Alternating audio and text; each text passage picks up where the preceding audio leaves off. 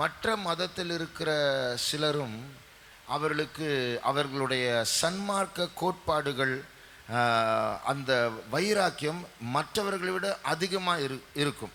And the people in other religions also, they will be very strong and very rigorous about their moral values and their quotations. சமுதாயம் எதிர்பார்க்கிற ஒரு பரிசுத்தம், ஒரு சன்மார்க்கம் உண்டு. And there is a moral life and a holiness that the society expects. அதுல கரெக்டா இருக்கணும், நல்ல பேர் வாங்கணும் என்கிறதான அந்த சிந்தை மற்றவர்களை விட சிலருக்கு அதிகமா இருக்கும். And we have to get the right name, we have to live abide by that properly.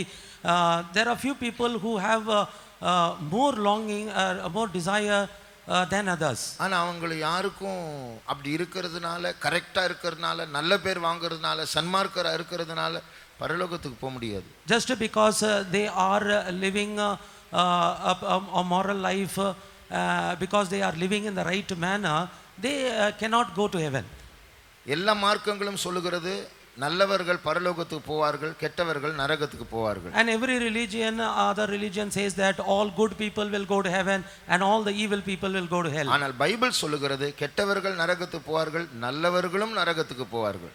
And Bible says that the wicked people will go to hell and even the good people also will go to hell. இயேசுவால் நன்மை பெற்றவர்கள் மட்டும் தான் பரலோகத்துக்கு போவார்கள். And only those people who have received goodness through Jesus only will be able to go to heaven. நமக்குள்ளே இருந்து வருகிற நன்மைகள் எல்லாம் அழுக்கான கந்தை, அது பரலோகத்துக்கு உதவாது. And all the goodness that is proceeding from us are filthy rags and that will not help us to reach heaven. ஆகையால் தேவனால் உண்டாகும் அந்த நீதி, அந்த நன்மையை பெற்றுக்கொள்ள தான் நாம் ஃபாஸ்டிங் ஓடு இந்த நாட்கள் தேவ சமூகத்தில் இருக்கிறோம். And therefore in order to receive the goodness and the righteous that is coming from the Lord, we are waiting in the presence with fasting. அப்போதான் ஆண்டவர் நம்மை அங்கீகரிப்பார். And only then the Lord will acknowledge us. ஆகையால் நம்ம எல்லாரும் இப்போ the Pentecost சபையில மெம்பரா இருக்கிறோம். And we all are members of the TPM church. Pentecost சபையில நிறைய ரூல்ஸ் இருக்கு. And there are so many rules in TPM church. மற்ற சபைகள்ல இருக்காத ரூல்ஸ் நம்ம சபையில இருக்கு. And there are many rules which we have which other churches will not doesn't have. இதெல்லாம் பைபிளில் இல்லாத ரூல்ஸ் அல்ல, பைபிளின் அடிப்படையில் உண்டாக்கப்பட்ட சட்டங்கள். And these are not the rules which is not in the Bible, these were rules formed on the basis of the scriptures. இந்த rules படி நம்ம வாழறதுனால டிபிஎம் சமுதாயத்துல நமக்கு நல்ல பேர் கிடைக்கும். And because we abide by these rules, we will get a good name in the society of TPM. ஊழியக்காரங்க பழகினவங்க எல்லாம் நல்ல பிரதர், நல்ல சிஸ்டர் அப்படினு சொல்லலாம். And all the servants of God and all the acquaintances will say this is a good brother, this is a good sister. ஆனா இதனால நாம் இயேசுவின் வருகையில போக முடியாது. But because of this we cannot go in the coming of the Lord. அதனால தயவு செய்து யாராவது இருந்தா நான் நல்லவன் அப்படின ஒரு எண்ணம், நான் ஸ்பிரிச்சுவல் அப்படின ஒரு எண்ணம் இருந்தா இன்னொன்னு செக் பண்ணுங்க, இயேசுவோடு கூட இருக்கிற உங்களுடைய உறவு, உங்களுடைய தொடர்பு எப்படி இருக்கிறது. And therefore if somebody anyone who is there who is thinking that I am good, then check this also, how is your relationship with Jesus. நீங்க தான் என்னுடைய ரோல் மாடல் அப்படின்னு மற்றவங்க நம்மளை பார்த்து சொல்றாங்க, கண்டிப்பா அதுல ஒரு சந்தோஷம் வரும். இன்னொன்னு செக் பண்ணுங்க, நம்ம நல்லவங்கன்னு நம்ம ரோல் மாடலா இருக்கிறோம், ஜீசஸோட நம்முடைய இணைப்பு எப்படி இருக்கிறது. And if we are the role model of somebody, then if somebody comes and tells us you are my role model, if somebody comes and tells us you are my role model, then it is a happy thing for us. But check one more thing, how is your relationship with Jesus. Jesus இல்லாம மற்றவங்களுக்கு role மாடலா இருக்கலாம், அவங்க தெரியாம role மாடலா வச்சிருக்காங்க, ஆனா நம்ம இயேசுவின் வருகைக்கு போக முடியாது. And without having the relationship with Jesus, we can be a role model. Others have kept us a role model without that knowledge, but when Jesus comes we will not be caught up. அதனால நான் நல்லவன், நான் spiritual, எல்லாரும் என்னை பற்றி நல்லா பேசுறாங்க, அந்த சந்தோஷத்துல மயங்கி ஏமாந்துட கூடாது. And therefore thinking that we are good, we are spiritual, others are calling us like that, thinking so, we should not be fooled. இயேசுவோடு இருக்கிற இணைப்பு, இயேசுவின் மேல் இருக்கிற அன்பு தான் முக்கியமானது. And the connection with Jesus, the love that we have in Jesus, that is what is very important. அன்பே பிரதானம். Love is the first. இயேசுவோடு இருக்கிற அன்பே பிரதானம். And the love we have with Jesus is first. ஒன்னு சொல்றேன், Let me tell you one நல்லா thing. கவனிங்க. Okay, listen carefully. ஜீசஸோடு இணைப்பு இல்லாம சமுதாயத்துல நல்லவர்களா இருந்தால் இயேசு நம்மை அங்கீகரிக்க மாட்டார். And if we are good in the society without having a connection with Jesus, Jesus will not acknowledge us. ஆனா ஜீசஸை ரொம்ப லவ் பண்றோம், ஆனா நடுவுல நம்முடைய மாம்சம் வெளிப்படுது, சில தப்புலாம் பண்றோம், இயேசு அட்ஜஸ்ட் பண்ணுவார். But if we love Jesus very much, but now and then our carnal nature is being exposed, but Jesus will adjust with that. ஏன்னா அவருக்கு அன்பு தான் வேணும், உங்ககிட்ட அவருக்கு அது கிடைச்சிருக்கு.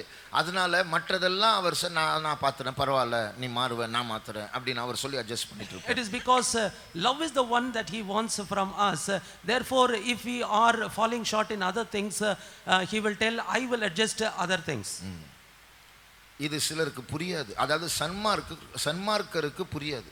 And this thing, the moral people who has moral values only will not understand. இஸ்ரவேல் ஜனங்கள் மத்தியில சில சன்மார்க்கர் இருந்தார்கள். And among the people of Israelites there were moral people. 10 கற்பனைகளை கரெக்ட்டா கைக்கொள்வாங்க. And they were following the 10 commandments correctly. பழைய ஏற்பாட்டு லா, சட்டத்துல பிரமாணத்துல இருக்கிற எல்லா லாஸ் கரெக்ட்டா கடைபிடிப்பாங்க. And they were diligently following all the laws of the Old Testament. ஆனா ஜீசஸ் இப்ப நான் சொல்லிட்டு இருக்கிற காரியத்தை அவர் சொன்னதை தான் நான் சொல்றேன். அவர் அதை சொல்ல ஆரம்பிக்கும், சிலருக்கு புரியல, கோபம் தான் வந்துருச்சு, எப்படி சொல்லலாம் அவர் அப்படி. And whatever I am saying to you, that is what Jesus was also saying to them, but when he spoke like that, they were not able to understand, they were only getting angry. How can he say that? How can you say that is what we are saying? ரோமர் 9ஆம் அதிகாரம் 31 32 வசனங்களை வாசிப்போம். Romans chapter 9 verse 30 and 31. 31 32. நீதி பிரமாணத்தை தேடின இஸ்ரவேலரோ நீதி பிரமாணத்தை அடையவில்லை. என்னத்தினால் என்றால் அவர்கள் விசுவாசத்தினாலே அதை தேடாமல் நியாய பிரமாணத்தின் கிரியைகளினாலே தேடினபடியால் அதை அடையவில்லை.